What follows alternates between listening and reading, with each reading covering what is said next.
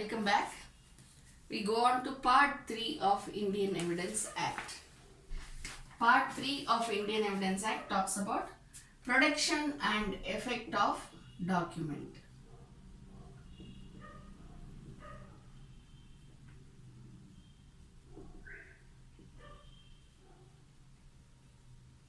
Till now we have read documentary evidence is primary evidence. If document is there, then we don't need oral evidence, right? Except for a few circumstances situations in which oral evidence is needed instead of documentary evidence. Now we go on to part 3, which talks about production and effect of evidence. I'm sorry, not document, of evidence. So whatever is the evidence produced, whether it is documentary or oral, we have seen till now what happens when documentary evidence is given, what happens when oral evidence is given, right? So when can oral evidence be given? I'm sorry. So what will be the effect in that chapter 7?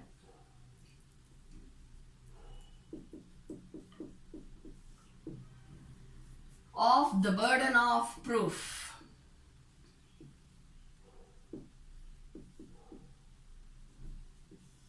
This is a topic which we all advocates know, burden of proof. But yet we are going to study here, okay, because it's a part of the syllabus, simple. We go to section 101, which speaks about burden of proof. What is meant by burden of proof? It is the responsibility. It is the duty of, it is the obligation of every party to prove their contentions. It's of common knowledge. Just like that we cannot file a draft, just like that we cannot file a petition or plaint and say, this is what happened to me, please give me relief. That never happens in court. What we do along with that? We file the petition or the plaint or whatever, appeal or whatever it is. And then along with that, we produce the relevant documents. Right? Those relevant documents act as the prima facie evidence, and again further evidence shall be produced. Right? So, when there is a burden of proof, what does this burden mean? Burden means the responsibility or duty or obligation of the party to prove their contention. Which party? Both the parties. Both the parties to prove their contentions. Okay. Now, who shall discharge the burden first? The person who institutes the case. Why I am using the word case here is because it may either be the criminal case or civil suit. Okay, the person who institutes the case in the court shall first discharge the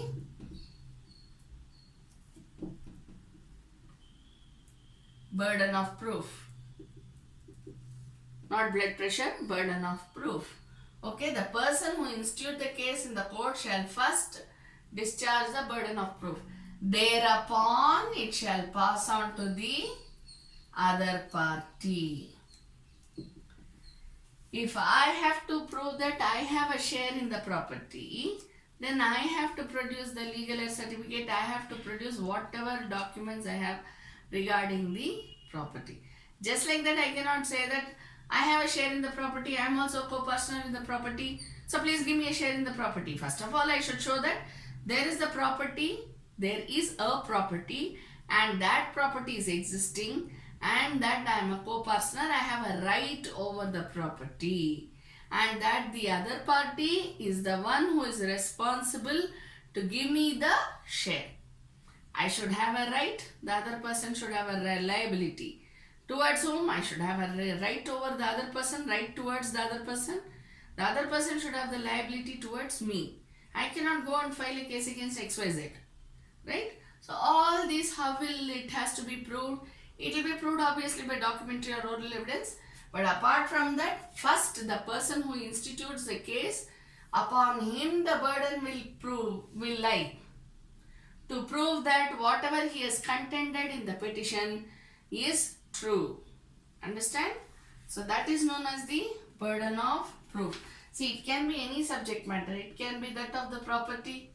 It can be that of the accused and this thing. So if it is a person, see, property or person, that's how we put it. Burden of proof, we will have to prove regarding the property and oblique or person, right? So if it is the property, then we have to prove that the property exists and it is that particular property which is the subject matter.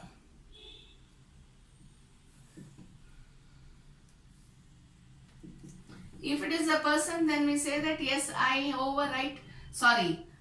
a right towards that person, and that person owes me a liability. Liability need not necessarily be any debt. Am I right? It can be any restriction on the right to use. Anything it can be, right? So the person who is filing the case should first prove the burden as to the property or the person. Understand? So that person, when we say, when it comes to criminal cases, it automatically translates to accused. So what should the prosecution do? The prosecution should prove that so and so person who has been named in the FIR and the complaint is the actual accused. So that is known as prima facie evidence. When we prove it in the very beginning of the case, it is known as prima facie evidence. By giving prima facie evidence to the court, I am discharging my burden, initial burden. Further, I will have to produce further documents, maybe. I may have to produce oral evidence, maybe. Understand? So the first, initially when we are filing the case, whatever are the documents which we are producing, that will prove to be primary evidence. That will also act as prima facie evidence. Clear?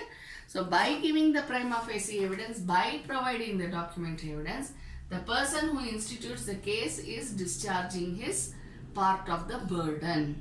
For what? For proving his contentions. Okay?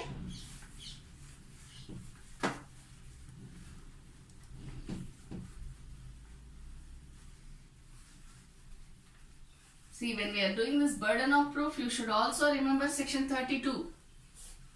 When will it be considered as evidence? Section 32. Right? Person who is dead, person who cannot be found. If we summon the person, it would cause undue delay. If we summon the person, it would cause undue expense to the property. Right? So we should consider, we should keep in mind section 32 also. Understand?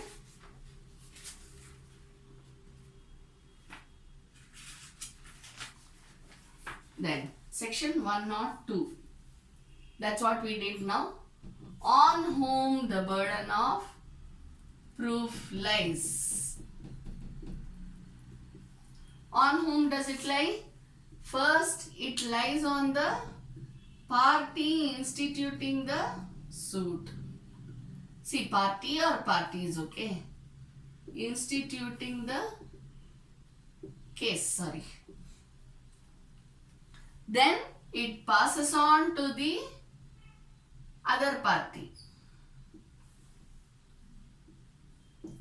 First, he has to discharge his burden of proof. Once he discharges, it goes to the other party. That's why if you see in criminal cases, prosecution has to first discharge the burden of proof. Then it goes to the accused. If you see consumer cases, first it will be the complainant who has to discharge, then it will go to the opposite party.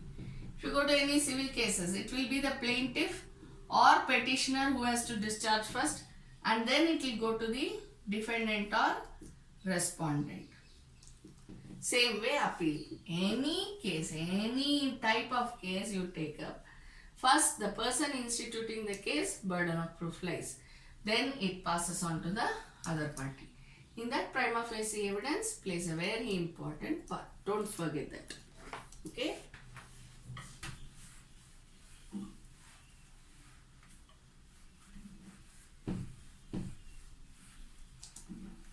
Section 103.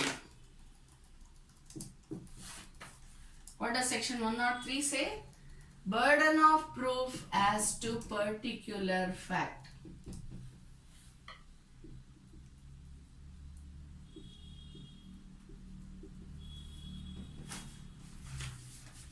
You will have to frame, you will have to frame issues or charges, and you will have to write judgments. For all that, this plays a very important role, Evidence Act. Okay, I don't mean to say that Evidence Act plays a primary role, but along with your common sense, logic and the facts of the case and knowledge of law, Evidence Act plays a vital role. Burden of proof as to particular fact. See, burden of proof should not be general in nature. For example, I'll give you an example. I was walking on the road at 10 p.m. Not I, XY. X was walking on the road at 10 p.m. There was a robbery on the person. So the person files an FIR and the case comes to court and all that. Okay. Now first, who will file? The prosecution. Prosecution has to prove that he is the complainant. There is a robbery. Really he was walking at 10 p.m. Now how will anybody know really he was walking at 10 p.m.? Eyewitnesses. But can eyewitnesses be produced in the beginning itself? No. So what will be done? The sketch, the mahazar, the investigation report, whatever name you call it as in your own states, the investigation report will be taken as a prima facie evidence to prove that he was walking at 10 p.m. There was a robbery and it was against the complainant. Now, who did this? When it comes to that, the accused. How will they know? Probably there is lot of street lights. Okay, so there is an identification parade. Either the robber is caught red-handed. If he is not caught red-handed, then there will be an identification parade by which the person, when we go to CRPC, we will do this, right? So, probably the accused has been caught red-handed, or probably there is an identification parade and the person has been identified as the accused. It can be anything. So, everything comes in the investigation report and that shall be filed. Now, all these come under, so FIR is not taken as an evidence, we know it is. So the preliminary investigation report will be taken up as the prima facie evidence. Along with that, the recovery of the, whatever are the stolen articles, all those may have been recovered, or some of those may have been recovered, or maybe there is a clue which is given by the accused saying that I have hidden it in that part of the farm or whatever it is. Okay. Something, you can imagine your case. So probably he has hidden it somewhere and the police has got the clue and they are yet to go and seize it. Whatever is the thing, but there is a prima facie evidence. Now the burden to prove that he was actually walking at 10 p.m., there was an actual robbery, there was an act against the particular complainant, all these have to be proved. Only when the prosecution proves all this, there will be a summon or arrest, that is the warrant against the, obviously in a robbery case there won't be a summon. There will be a summon in any other case, I am telling you. There will be a summon or a warrant against the accused. If he is already in custody, then he will be brought, but otherwise there will be a warrant against him. Understand? So there should be burden of proof as to particular fact. Just generally the person complainant cannot say, I was walking, okay, and when we say walking at 10 p.m. where? Was he in a group or not? There are so many questions which crop up, am I right? So everything will be written and he has to, prima facie means what? Most of the evidences are proved. It is seen to be proved, okay? So when this happens, he cannot just generally say, I have eyewitnesses whom I will produce at a later stage. I was walking on this road at 10 p.m. and there was a robbery and this person is the accused. He cannot just like that say and say burden of proof, I'll bring the eyewitnesses. No. There should be particular evidences provided in that.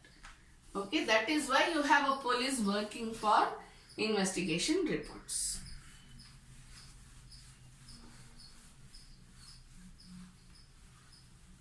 Same way, if you go to civil cases also, it's the same thing. You should prove that there is a property which exists, or there is a person against whom you have the liability, right? So each and everything should be proved. Otherwise, there will be a loophole. Am I right? Third one. Not the third one. Before that, we will do one more. Okay. That is the alibi. This is very common in criminal cases. What is alibi? Alibi means there is another person instead of him.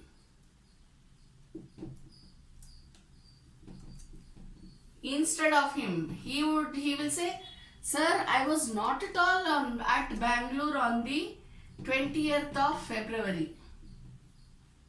I was in Bombay. Mumbai, not Bombay. I was in Mumbai. Please see the train tickets which I have. Please see the flight tickets that I have. And he will produce it as prima facie evidence. Your Honor, please see the tickets. My onward ticket has been booked on 18th. And my return journey is only on 25th. Please see the tickets. And also see that I have the boarding pass. I have actually been in Mumbai. This is the hotel, whatever the bill that they have given. I stayed in so and so hotel for all these days. Right? So all these he will prove and say, it is not me who committed the offense. It is somebody else. This is known as proof of alibi. When he says, I am not the one, then the accused has to prove that he is not the one, it is somebody else. So how will he prove? He has to specifically prove the fact of alibi. Okay. We move on to the next section, section 104. What does 104 speak about? 104 speaks about the burden of proving fact to be proved to make evidence admissible. The burden of proving fact to be proved. Read this together, okay, when you are reading, so that you will understand. This should be read together. Burden of proving fact to be proved, comma. There is no comma in the Bare Act. I am telling you so that you can analyze better. Proved to make evidence admissible. Okay. Now what are we concentrating upon? We are no doubt concentrating upon the proof which has been produced. I am producing a document which says that I am the owner of so and so property, absolute sale deed.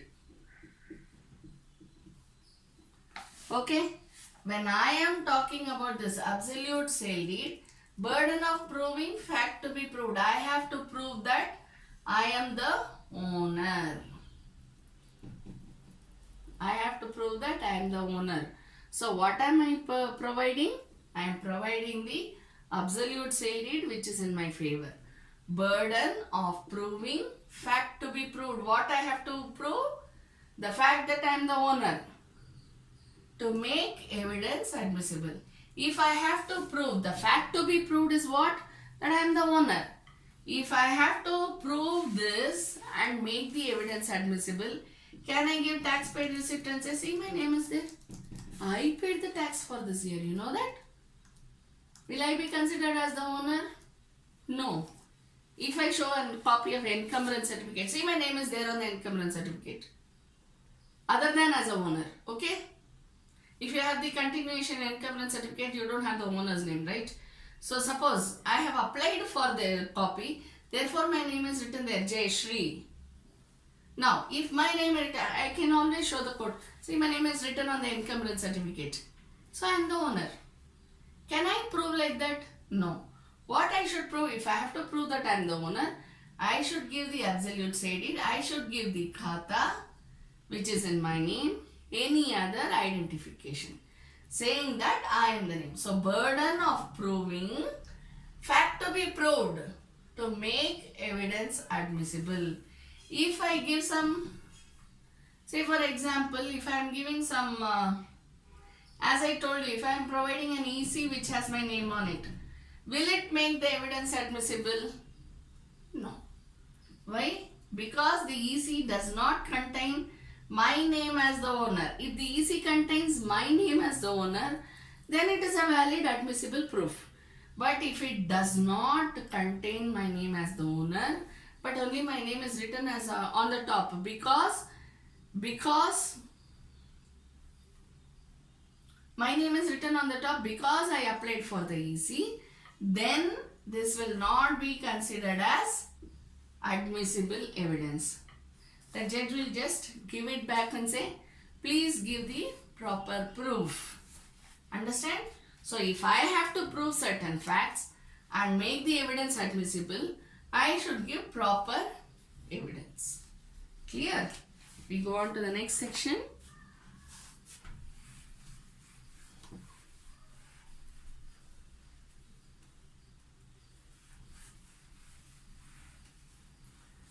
The next section, section 105. Burden of proving that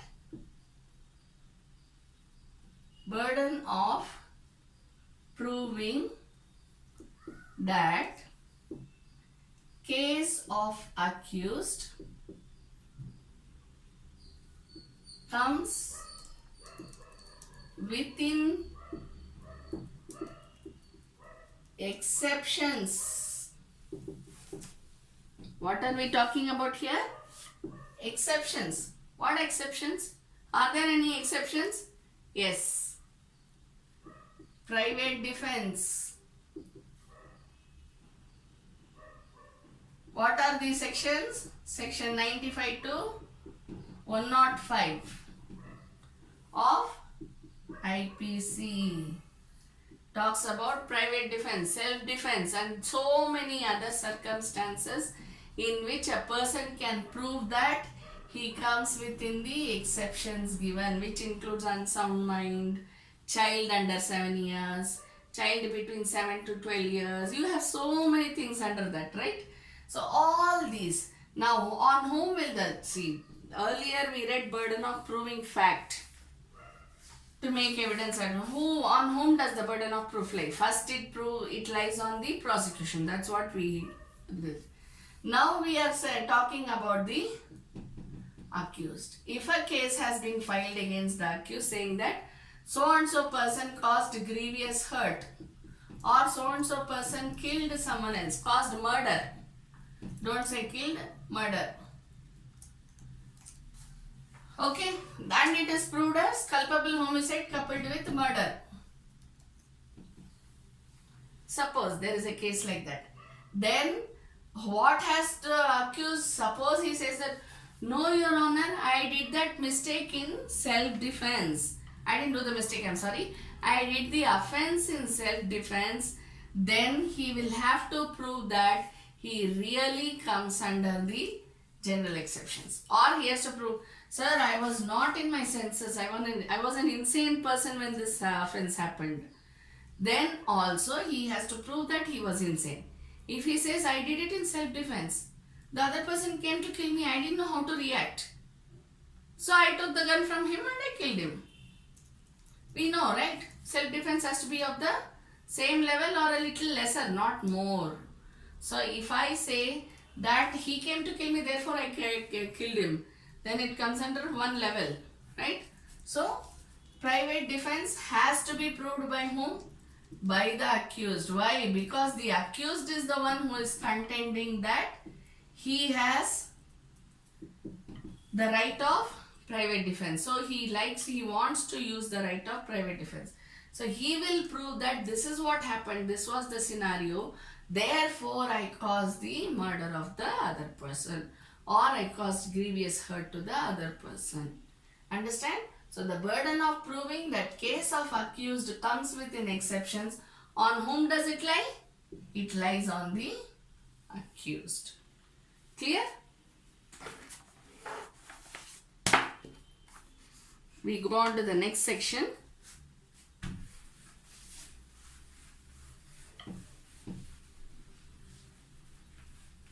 Section 106. Okay. Section 106. Burden of proving fact, especially within knowledge.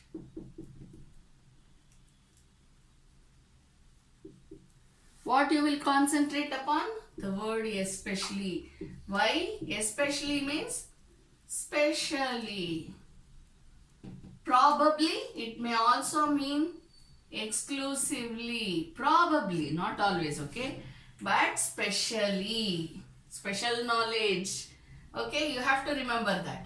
Burden of proving fact, especially within knowledge. See, if there is a case for adultery and I say, if I am one of the neighbors and I say, yeah, I know that lady is like this man is like this, I give general comments. When I am called upon as a witness to the court, I should prove that I have the special knowledge that there is really a fact of adultery. I cannot just generally say, Your Honor, I heard the other woman talking to me like this. Or I cannot say, oh, nowadays everybody in the world does this. I cannot speak like that.